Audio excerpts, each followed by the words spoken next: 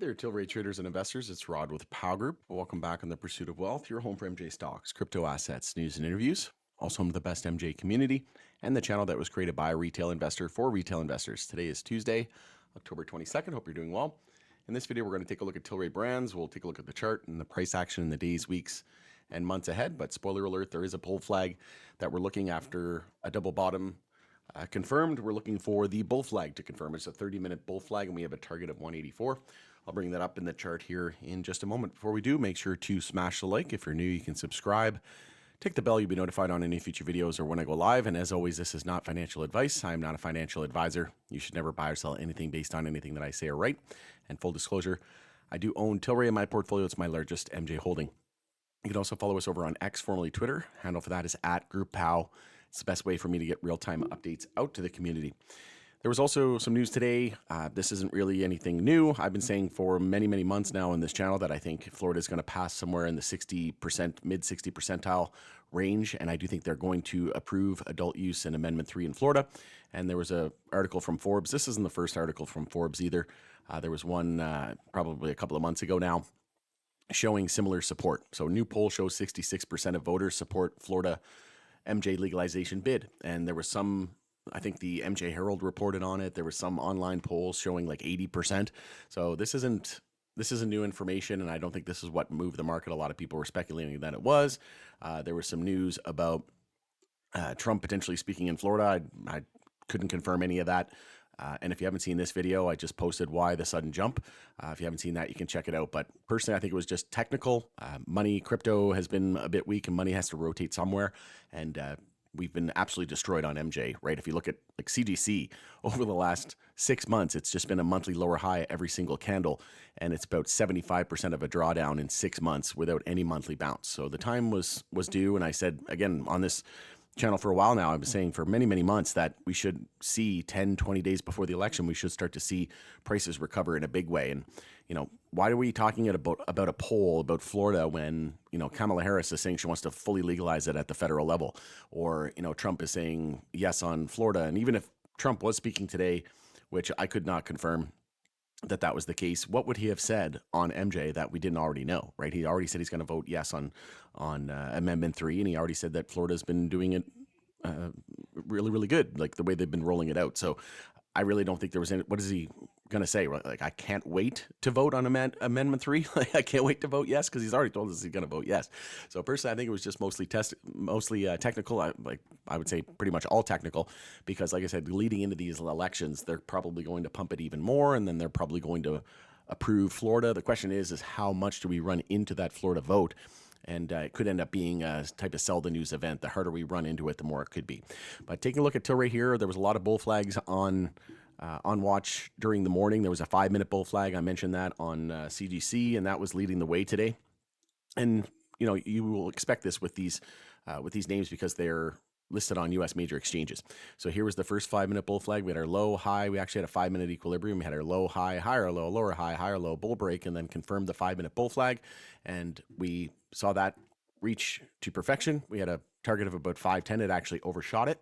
And then you zoom out to the 30-minute time frame, and it was actually a 30-minute bull flag now. So same thing as Tilray at the moment. And you can see we're targeting 609 on CGC. I just brought that up because it was leading the space today. And like I said, it was hit the most. It was hurt the most over the last 6 months or so, just absolutely demolished, down about 75% in the last 6 months. Hard to believe it's been 6 months since we had any monthly bounce there on CGC. But on Tilray, this 30-minute bull flag is very similar. So the must-hold level is 167 on this 30-minute bull flag, and the level to break is 173. Break 173, and we could see a move all the way up to 184. You just take your measured move there from the low to the high, move it out to the 0.382 fib, and there's your measured move. And 167 must hold. If we lose 167, then that's going to negate it. We'll expect a type of equilibrium and tightening range from that point on. But that's the most important level right now. And the reason why I like that level is because it's such an easy level to go off of and then set your stop just below it, right? Let's say you want to bottom fish that, play off of 167. You could set your stop at 164, maybe even 166. I like to allow a little bit of wiggle room. So if you're looking for a quick swing or day trade, that might be a nice area. And then we also had a double bottom there at 169. So that could have been a nice entry there, add on 169 with a stop below 167 there on that double bottom. And then, like I said, key resistance is going to be 173. Break that, then we confirm that 30-minute bull flag, and then from there we could still see another almost 6.5% of upside. But those are the shorter level time frames. So if we zoom out to the daily, we're looking really, really good. We're gearing up for an EMA 12 and 26 bull cross. I mentioned this in the POW group private members that I don't think I've ever seen this many bull crosses lining up. Weekly EMA 12 and 26 bull cross lining up. Monthly time frame, we're quite a ways away before we see those cross bullish for the first time ever. But that very well could happen here over the, based on how far they are right now, it's probably going to take at least 3 months. I would say maybe 3 to 6 months before we see those cross. But these are lagging indicators, right? They're following the price. So by the time those cross bullish, we could be way up here because of the fact that they're lagging, right? And they track the price. So by then, usually the move is already gone. But just because we shoot up 100% or 200% doesn't mean we can't go higher, especially if we have that monthly EMA 12 and 26 bull cross. That usually means that you're going to see probably multiple months of bullish continuation after the fact. And then one thing I wanted to highlight here is we're seeing a MACD bull cross on the weekly time frame as well, and the stochastics set to cross bullish. And here we are at 171, just right on the money on that 10-week moving average. If we can see 2, preferably 3 candle closes above that on a weekly basis, then I think we're off to the races. But as of right now, 171 is the level to close above this week to keep the momentum going. And then it's all systems go essentially. On the weekly time frame, our moving averages, you can see here, this 50 weekly has been absolutely just a brick wall of resistance. So if we can get over that, ultimately, it's that 100 weekly. We haven't closed above that since the highs of February 2021 at $67. So if we were to close to even just one candle above that 100 weekly there at 217, that would show massive momentum. And we would more than likely follow in the footsteps of the rest of the sector, like a GTI, Green Thumb, which already hit its 200 weekly. So if we take a look at GTBIF, it actually got up a few months ago and hit it pretty much to the penny. So if Tilray were to do the same, and that's what we can usually expect, right, is once we start to see relative strength in one name, it's just a matter of time before it happens to the rest of the sector. And I mentioned that high tide was a clue that we could start to see the sector gain some momentum. And yesterday I actually sold some profits on high tide in my short-term account and bought CGC with it. And at one point, CGC was up like 22% today.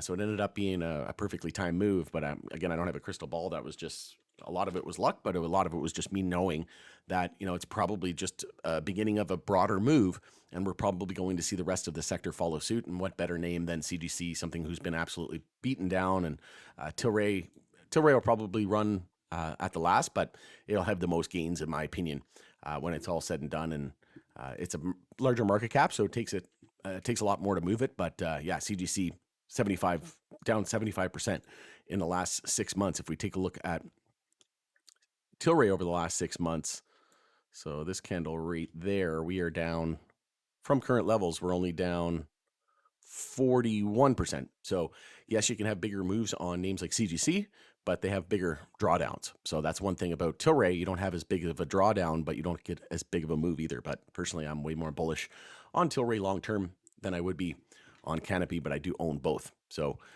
as of right now, if we can get that weekly candle close, we almost did it here a few months. What was that back in? Let me just bring up the exact date here.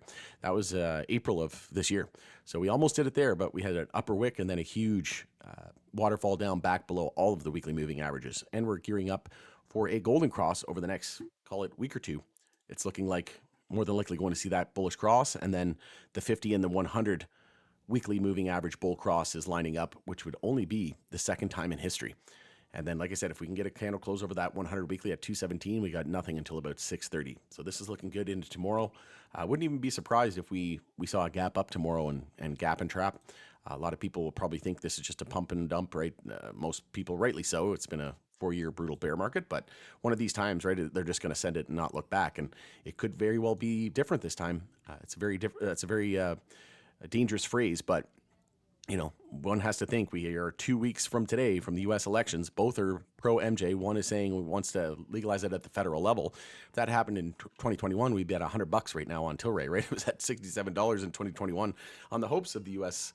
legalization outcome, right? And now we actually have Kamala Harris coming out and saying she wants to legalize it at the federal level, and we're just starting to catch up. So in my opinion, I think it was just, basically everything just coiling up, all this great news that we were seeing. We just didn't have any real price movement.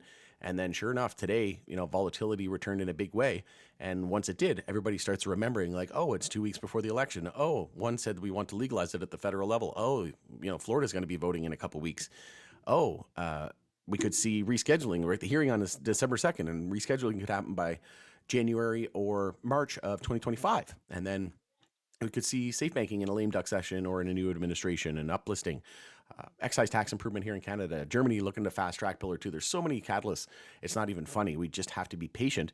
And if a few of them happen simultaneously, we could very well see prices, quote unquote, go to the moon. But as of right now, key support going forward is 167 on Tilray going into tomorrow, and key resistance is 173. Lose 167, we negate that, probably going to drop down to the low 160s.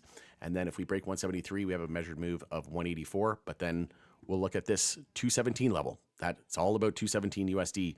There, that 100 weekly. Get a candle close above that, and I think we'll be at $5 or $6 in a very, very short period of time. All right, going into there, it's Rod with Power Group. Thanks again for joining us in the Pursuit of Wealth, and we'll see you again on the next update.